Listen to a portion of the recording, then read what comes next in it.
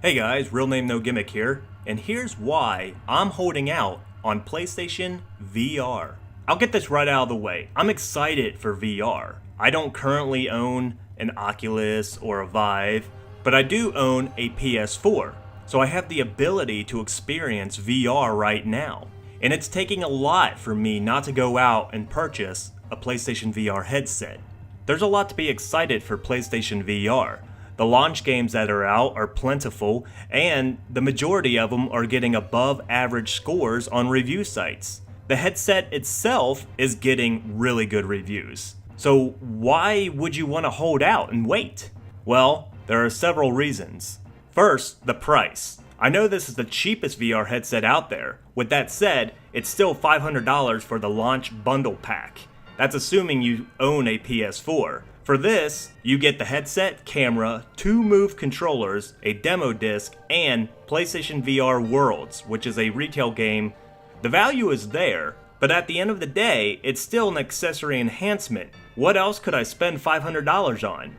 Games? Another console? And still have money to buy games? Wait for the new systems, the 2.5 systems to come out, the PlayStation Pro or the Scorpio? Heck, even Nintendo's new system is rumored to arrive next year. It's a lot of money for a potentially novelty item, which brings me to my next point.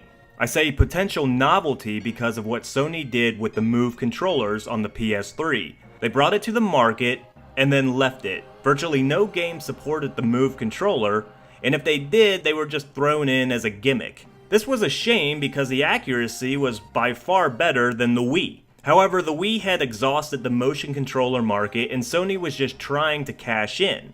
They were too late, but still put it on the market. The worst part was the lack of support from Sony themselves. Very similar to the PS Vita. Sony launched a great product and then didn't follow through on the potential market. They basically dropped support for it. Why? Who knows?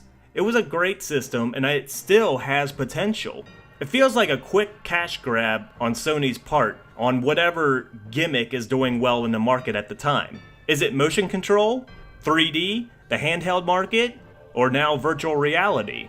I'm afraid VR is a quick cash grab for Sony, and they may drop support like they did for the Move controller and Vita.